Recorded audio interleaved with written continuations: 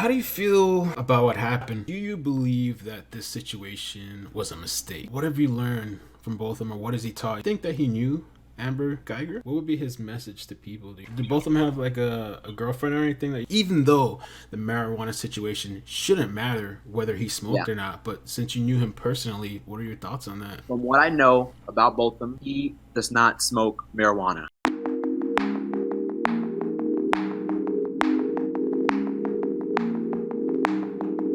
What's up, guys? It's iCkEdMeL. Make sure you hit that like button, that subscribe button. It really helps the video spread out, and it really helps me do what I love doing here on YouTube. Now, if you want to check out Wesley's channel, I'll put the links down below and a notification up top. This is really my first time doing an interview, so feel free to critique me, give me some advice on how I can improve. And I hope you enjoy, and I hope this gives a little bit of insight about both of them, or maybe answers some questions. And really thank you again for Wesley to coming on. I appreciate you. Great guy, great people. I got Botham Jean's friend here with me, Wesley. Thank you for coming on. I got the idea today that I kind of wanted to know a little bit more about Botham.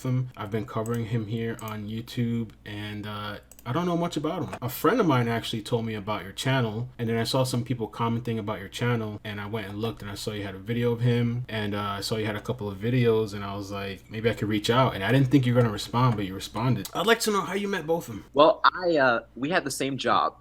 I was working as a Rock House intern, which is a college outreach kind of ministry type of job. He had taken a semester off to intern at PwC throughout the fall semester, and I took his position when he left. And when he came back, we kind of had the same job. We worked with the church there, and also we just did stuff on campus. He was a song leader. He led the worship services on Wednesday night, and just did all types of college related things with the ministries there. And he was awesome. About him. I saw some videos of him singing. He was a really good singer. I was wow. Yeah, absolutely. He took these. I went to a predominantly white school. Okay. But he brought some soul into that school, and that's why all the responses from most of the Caucasian people is always positive, because they never experienced anything like both of them before. How long have you known him? About 2 years. I graduated this past May. He graduated in 2016. A little over 2 years. Nice. Okay. Do you know if, like, 'cause I was curious, I don't know if you knew, did he have like plans for the future, man? Like, or do you know if any like aspirations or goals that he had? Absolutely. He wants to do ministry. He wanted to bring God to his home place in St. Lucia. He wanted to do a lot with the ministry. He wanted to, I think, plant another church somewhere in St. Lucia. So many things that people are so upset because it's so upset with the way it happened. And he had a lot of potential and a lot of goals and a lot of things he could have done for the church and for mankind. Yeah, I believe that. He was born in St. Lucia, right? Yes, he was. His birthday is actually tomorrow, I believe. It's the 29th. How do you feel about what happened? It has opened my eyes for sure, and especially a lot of my white friends. Like I said, we went to a predominantly white school, so we have all of these white people that are now understanding what it means to be a black man, and what some of the things we go through. They're able to understand problems within the police department as well. So it's opened up a lot of questions, and it's raised a lot of awareness. That helped us a lot, but it's hard. Like, yeah, I agree. Like, honestly, this brought a lot of awareness for me too, because I've always been kind of like a little skeptical, or try to be like objective when different cases happen. And like, this is just something that's so crazy, I think, because it's like he was in his own apartment, you know, just to be in his own place of home for this to happen. It's like, it's a new level of, I guess, what black people in this country, you know, I guess, have to deal with. And I was reading an article too one time, I don't know if it's true, and I think I saw his mom talk about it, that she was saying that like he would always dress like really, really well, like, you know, very, very well dressed. And part of it was because like he didn't want to be perceived as something, or he was like, I don't know if it had to do with cops, or like, you know, he didn't want something to happen to him, or him be perceived as something he wasn't because of how he was dressed. Yes, both of them always wore suits, Columbia, always button-up shirts. He was one of the flyest black men on the university. We looked up to him as the very few black men on that campus. We looked up to him. We wanted to dress like him. We wanted to have our hair cut like him. Wow. He was just so well together. Let me ask you this, because I have some questions too. Do you believe that this situation was a mistake? Like, did she, like, the whole getting off on the wrong floor in the wrong apartment? Just your opinion. It is tough. It's really tough. Huh?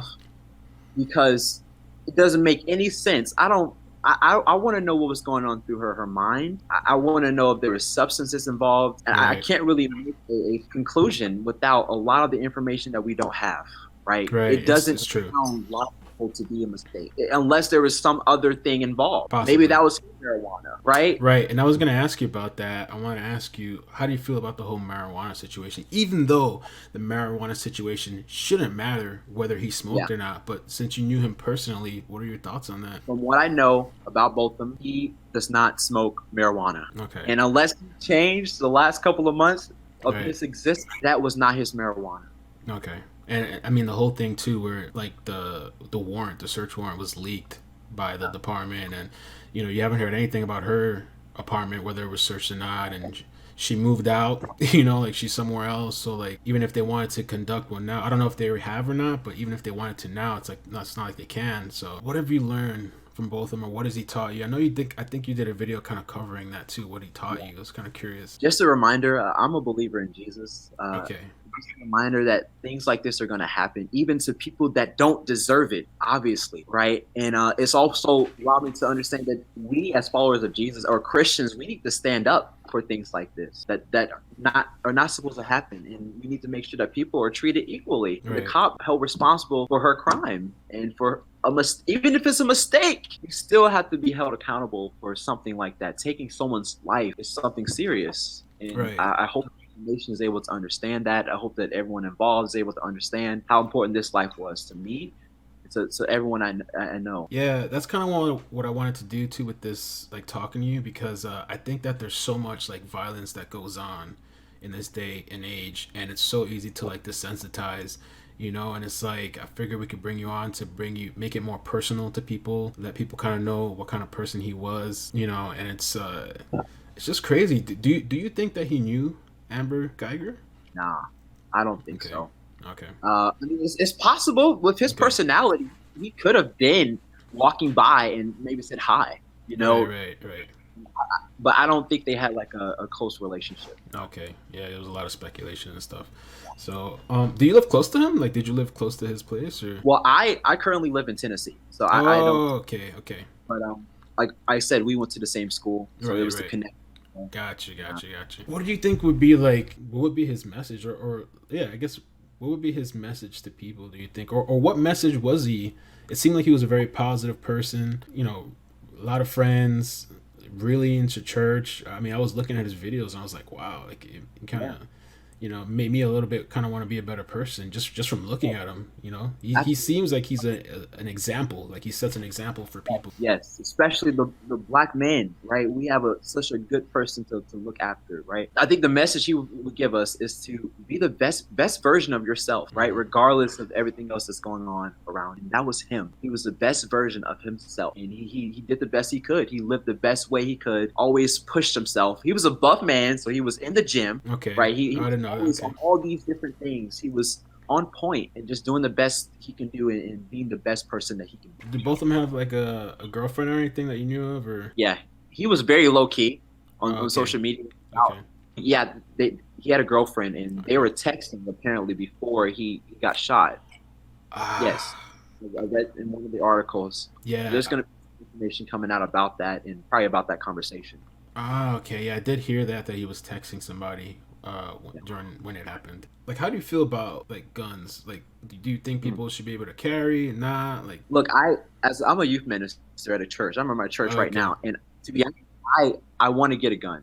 I want to get my license. Really? Yeah, just so I can my kid. That's a good point. And it's as this come out, I feel like it's going to get to a point where I'm going to have to protect myself against policemen, which is sad. And my life is valuable. I have people that love me, and I have people that I love, and people that I want to continue to encourage. And if someone takes my life prematurely, then I want to be able to have a say in that. Did you hear about the story where the cops they got they got a search warrant for a house, and they got the wrong address, so they actually went in there, like busted the door blazing, and the guy actually had a gun. He had a shotgun. He was there with his daughter.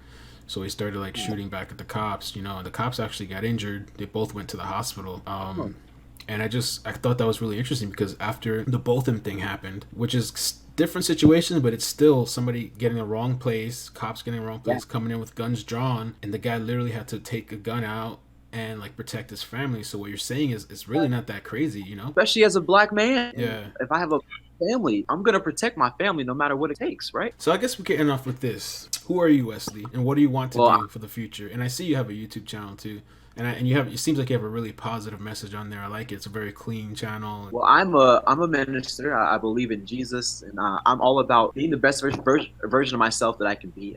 Trying to follow my dreams and have my dreams and my desires intersect. Botham, he's left a legacy, and I wanna continue to share his name, to share his message, which is to be the best version of yourself and to live a life respective to what you believe, right? And that Right. was Botham. That was Botham. That's great. Thank you, man. I appreciate that. Were you able to go to like the funeral and stuff like that? Or you probably didn't. I had class. I'm working on my master's degree, and I had class Oh, that day. nice. There's a lot of other stuff I had to deal with, unfortunately. But I saw it online. What are you going to school for? Just curious. I'm working on my master's of divinity, which is a master's degree.